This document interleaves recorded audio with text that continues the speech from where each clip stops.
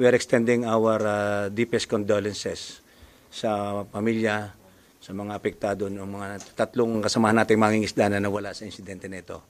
So let me start by presenting to you the circumstances surrounding that incident. So galing sa taas, dumaan doon sa location ng Payaw. Kita po natin yan. Nandyan din po yung oras, may oras siya. Universal time. Kung anong oras na sinabi noong ating, from the accounts of the surviving crew of the fishing vessel, nag-coincide po sa oras na may dumaan doon sa lugar nila na na-monitor natin doon sa vessel traffic monitoring na meron tayo na apps. Play please. Play muli.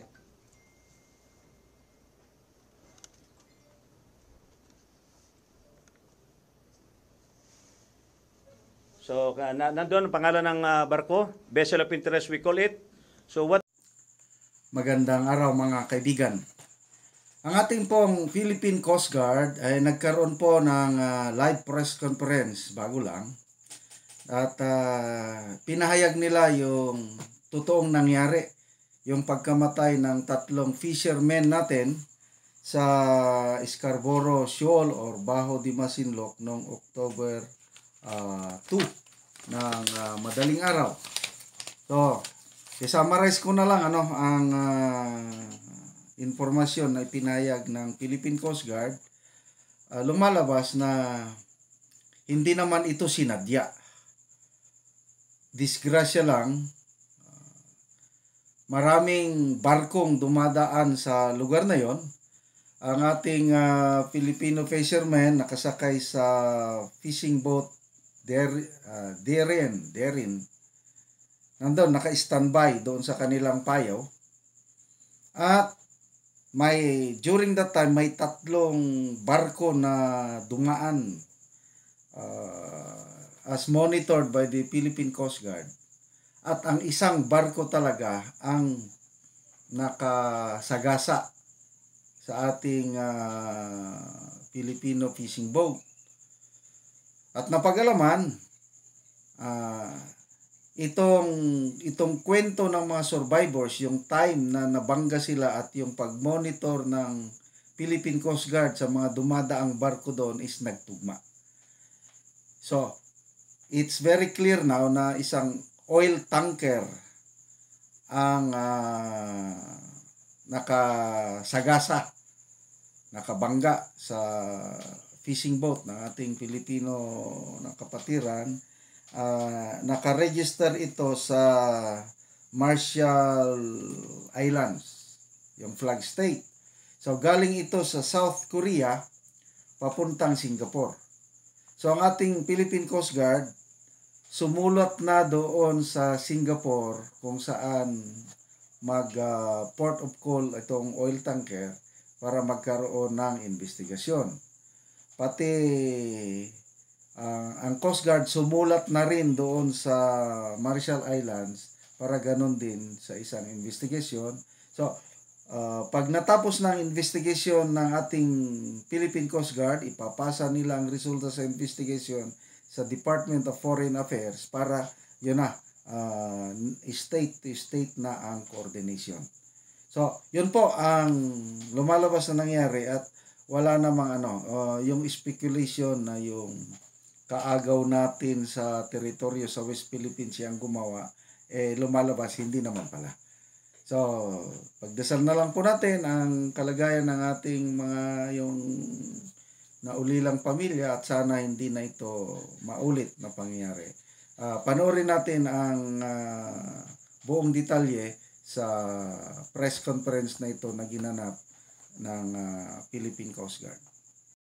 We are extending our deepest condolences sa pamilya, sa mga apektado ng mga tatlong kasamahan nating mangingisda na nawala sa insidente nito.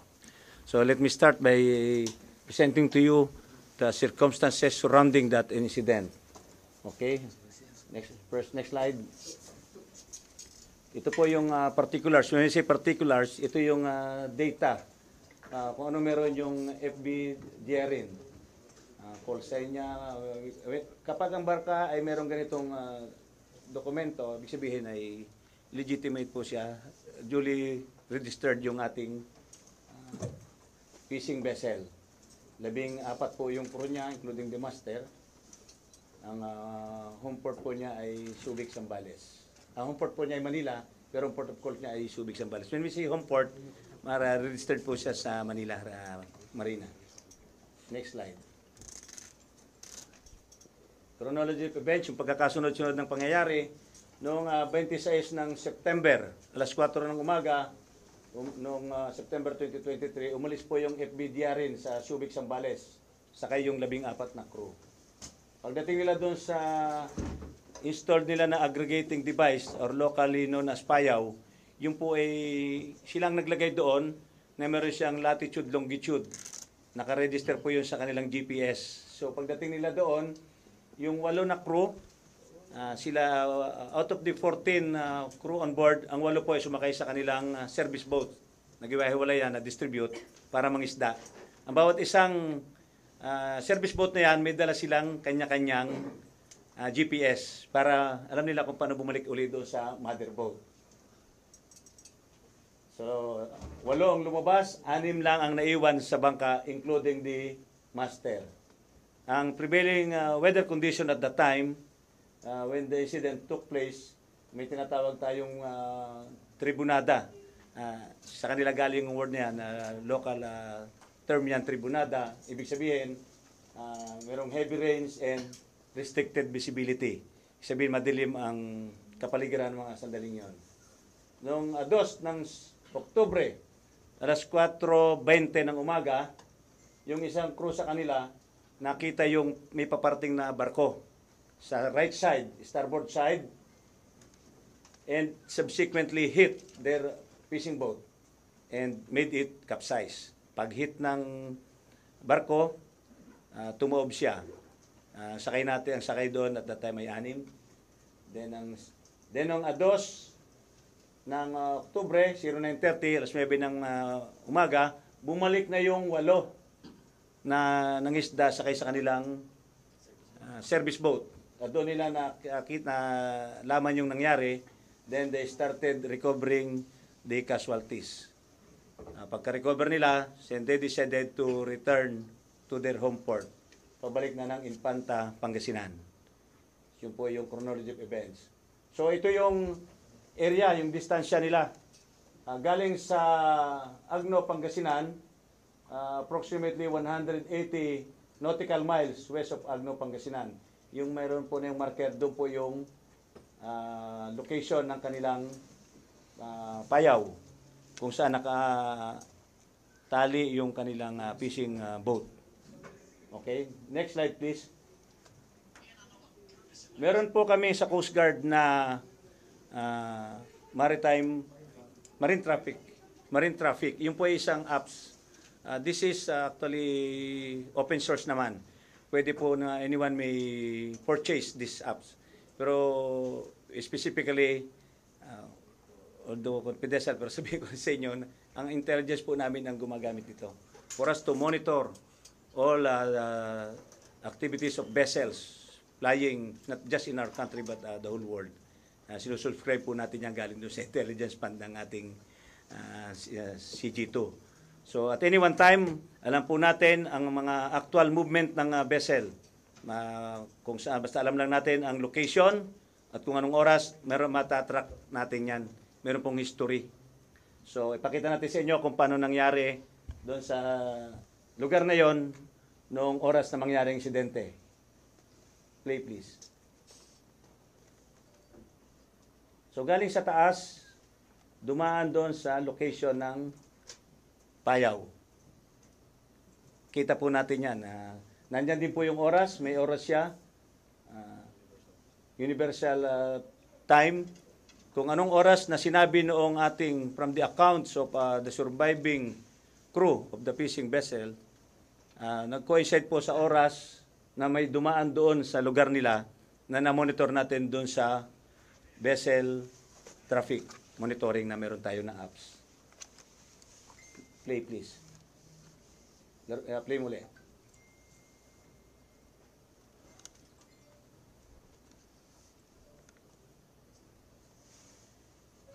So, nandun ang pangalan ng barko, vessel of interest we call it. So, what we did, ang Coast Guard po, dahil tayo ang Port State Control Authority sa bansa natin, through the, sa unit ni Admiral Coime, meron tayong database or register lahat ng dumadaan na international vessels sa area natin, nandun po, mamamonitor natin. Kung dadaong siya, we call it APSIS. APSIS. Yun po ay sa Port State Control lang natin ang meron, may authority lang po doon na manage and maintain ay ang Coast Guard through the Port State Control. So tiningnan po namin, sabi na, tinignan agad, ano ba yung Pacific Ana? Okay, i-download natin, i-check natin doon sa record ng Port State Control ng Coast Guard. Next slide please. So yan po yung lumabas doon sa APSIS natin. Yan ang picture niya at yung kanyang details or particulars. So kung saan siya registered, Marshall Islands, may IMO number, MSI number, call sign number, port of origin, Incheon, South Korea, and port of destination, Singapore. Dumating na sila ngayong araw doon. Okay, so ano yung ginawa ng Coast Guard? Nung malaman natin yan, identify na natin ang vessel of interest. And so ano ang ginawa ng Coast Guard natin? Next slide please. No, not yet. Ito yung mga sakay doon sa fishing vessel natin na unang slide natin doon. 3 casualties and 11 ang survivors. Next slide. So yan po yung photos na selected photos na meron tayo after the incident. May permission naman po sila na ipakita natin. Next slide please. So yan po yung actions taken by the Coast Guard. Immediately upon receiving information about the incident, I have directed Admiral Coime, yung ating Maritime Safety Services Command, kung saan sila yung nagkakandak ng marine casualty investigation. Sunod po ay, well of course, yung Port State Control natin. Sabi ko nga, nung malaman natin na through their database na yan yung pangalan ng barko, kung saan siya next na port of call niya, destination, sumulat na po yung ating Director ng National Port State Control Service, sumulat na po siya sa Port State Control Department ng Singapore sa next port of call para mag-imbestiga sila doon, ipaalam natin yung nangyari na possible na involvement ng vessel na dumating sa kanila. Yun ang actions taken natin. Next slide. And also, knowing na yung flag state, kung saan siya registered. So sinulatan po natin, ako ang sumulat doon sa flag state ng vessel of interest. Also informing the Minister of Transportation and Communications na yung barko na yon ay posibleng involved sa maritime incident sa Pilipinas. And they need, of course, that is the obligation of the Coast Guard, na being the commandant, being the head of the Port State Control organization in our country, duty po natin na itawagan natin yung, to call the attention of the government where the vessel is registered. Sinulatan po natin siya. Next slide. So way forward, anong ating inaasahan? Gaya nga ng nasabi ko kanina, ang instruction po natin ay to expedite the conduct of the investigation, the marine casualty investigation. We need to come up with the report and we will submit it to the Department of Foreign Affairs for appropriate diplomatic action. Saka pa lang po papasok ang DFA kapag meron na tayong findings doon sa ating marine casualty investigations. Tayo naman po ay may close coordination sa ating mga kasamahan ng apektadong kababayan natin. Inuulit ko, tayo po ay nandito para sama-sama tayong magpaabot ng ating pakikidalamhati sa kanila. And for them to know what our government is doing, what the President is wanting us to do, and the Secretary of the Department of Transportation.